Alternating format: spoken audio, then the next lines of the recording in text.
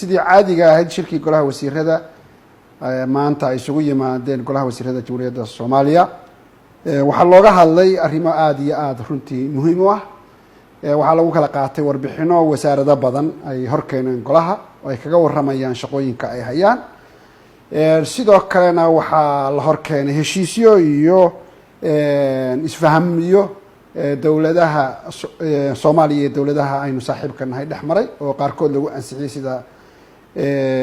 isafgarad wasaaradda shaqada iyo arrimaha bulshada Soomaaliya iyo wasaaradda shaqada iyo adeega bulshada Turkiga oo kale dhexmartay ayaa lagu ansixiyay sidoo kalena waxaa runtii warbixinahaas iyo go'aamadaas kamid ahaa golaha wasiiradu maanta si fiican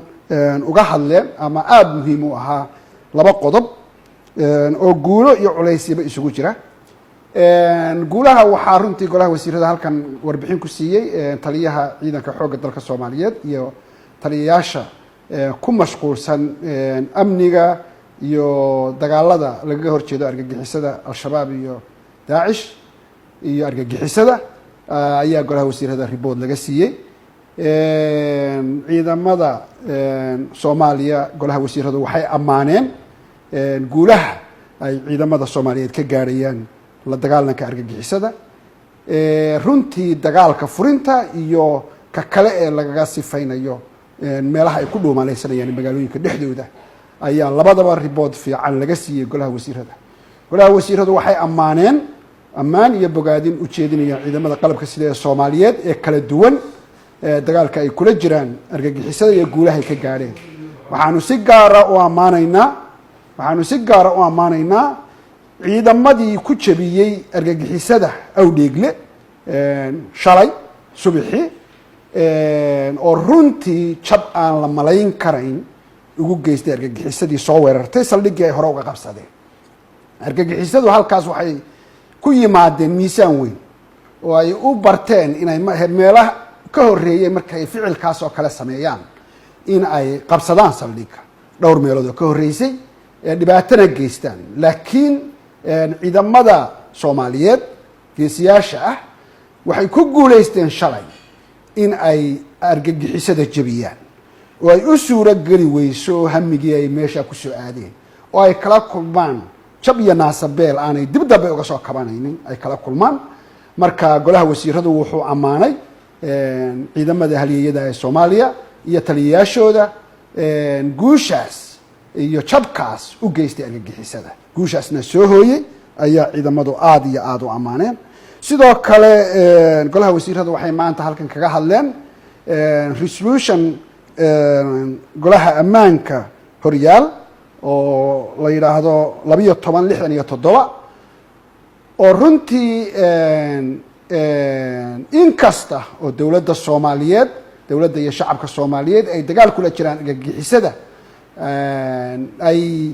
ka go'an tahay dawladda Soomaaliya in qaab kasta oo suuragal ah loola dagaalamo argagixisada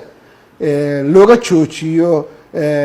dhaqaalaha iyo wax kasta u sahlaya inay ficiladooda argagixisada cid wax ku yeeleeyaan dadka Soomaaliyeed iyo dawladda Soomaaliyeed wax ku yeeleeyaan wadamada dariska iyo adduunka wax ku yeeleeyaan iyadoo dawladda Soomaaliyeed ay ka go'an tahay haddana resolutionska la xiriira dhaqaalaha ayaa dawladda Soomaaliyeed waxay golaha wasiiradu ka doodeen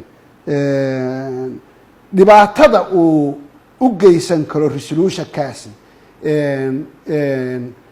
nolosha dadka caadiga ah ee Soomaaliyeed marka waxaa golaha wasiirada laga qabtay guddi talooyinka keena qaabka ugu wanaagsan argagixisada loola dagaalami karo khasaaraha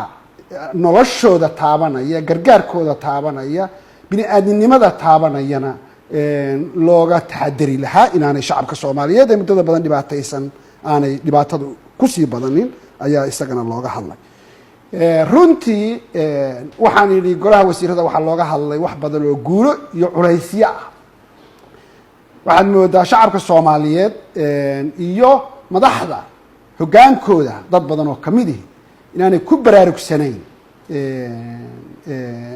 caqabadaha dawladda dhexe ee Soomaaliya la kulmayso dowladda dhexe ee Soomaaliya ee dowladda federaalka ee Soomaaliya ku mashquulsan inay dadka Soomaaliyeed dhibaatada ka saarto culaysyada caalamiga ah ee haysta oo halkii laga caawin lahaa culaysyada caalamiga madaxda Soomaaliyeed ee heerarka kala duwan qof kasta oo mas'uul Soomaali qof kasta oo waxgarad ah Soomaali halkuu ka caawin lahaa dad badan oo kamidii ay si ay u jabto dowladda Soomaaliyeed ku badinayaan culayska iyo dhibaatooyinka ay gudaha ka sameynayaan si dowladdu u awoodi weydo inay dadaalada iyo xaqiijinta dowladnimada dowladda Soomaaliyeed oo micno leh halkay ku mashquulsanaan lahayd in dad kale caqabado gudaha ah u sameeyaan taasoo aan u saamaxayn dowladda challengeska ama caqabadaha iyo culeysyada dadka Soomaaliya inay halka ay joogto ka kacdo aan jeclayn ay ku sameeyaan markaas waxaan ugu baaqaynaa runtii anoo ku hadlaya afka golaha wasiirada waxaan ugu baaqaynaa siyaasiyiinta iyo waxgaradka iyo bulshada rayidka ah ee Soomaaliyeed u sheegaynaa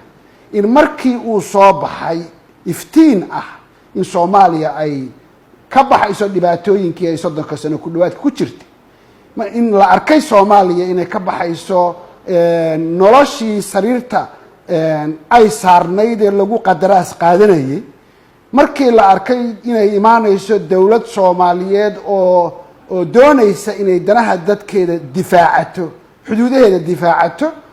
khayraadkeeda difaacato codkeeda difaacato sharafkeeda difaacato in cadow badan uu isu soo urursaday Soomaaliya taasoo u baahan in siyaasiyiinta iyo waxgaradka iyo shacabka Soomaaliyeed lahaadaan aragti midaysan oo ay ku garab istaagaan dowladda Soomaaliyeed in ay dadkaas dowladahaas iyo shakhsiyaadkaas doonaya Soomaaliya inay khaanadii ay ku jirtay ee liidatay waligeed ku jirto in la iska kaashado oo shacabka Soomaaliyeed iyo waxgaradka Soomaaliyeed iyo bulshada rayidka ah ee Soomaaliyeed ay garab istaagaan dowladda la kala sooco waxyaalaha yar yar ee Soomaalidu isku haysato iyo interestiga guud iyo difaaca danaha qaranka Soomaaliya inay jirto inay dal ahaato inay sharaf lahaato inay dowladaha dhigeeda la sinaato masiirka ah inaan lagu gudbin dana yar yar oo hoose wax qabiil uu dabada ka riixayo wax dan shakhsi ay ka riixayso danta weyn ee Soomaali oo dhan loo difaacayo aan dowladda lagaga mashquulin waxaan naf lahayn waxaanu abiil garaynaynaa siyaasiyiinta Soomaaliyeed oo abiil garaynaynaa wax galka ah ee dalkan dan kale oo abiil garaynaynaa bulshada rayidka ah ee aqoonta leh waxgaradka Soomaaliyeed in dowladnimada Soomaaliya inay kacdo cadow badan leedahay dowladana ay haystaan caqabado waaweyn oo gudaha aanay iyo kuwa dibadda ah oo u baahan lagaga bixi karo oo kaliya midnimo Soomaaliyeed wadajir Soomaaliyeed tala Soomaaliyeed oo tudniin Soomaaliyeed marka waxaanu leenahay dowladuna way la xiriiri doontaa wacyigelintaas way gaarsiin doontaa waxgaradka Soomaaliyeed noocu doonaba ha noqde waxaanuna doonaynaa in dalkeenu dowladdu inay ku mashquulsan tahay in meesha aan joogno ka kacno inaan la mid noqono dowladaha kale adduunka ka jira ee awood u leh inay dalkooda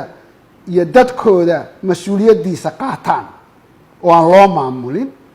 in ay xuduudahooda iyo khayraadkooda difaacdaan oo aan loo maamulin laakiin aan layno dad badan aan inoo ogolay waxaynu kaga gudbi karnaa midnimo waxaynu kaga gudbi karnaa wacyigelin iyo baraarugsanaan aynu ku wajahayno national interestiga ama danaha guud ee qaranka Soomaaliyeed aan lagu gudbayn waxyaalaha yar yar aynu isku haysano aad u mahadsan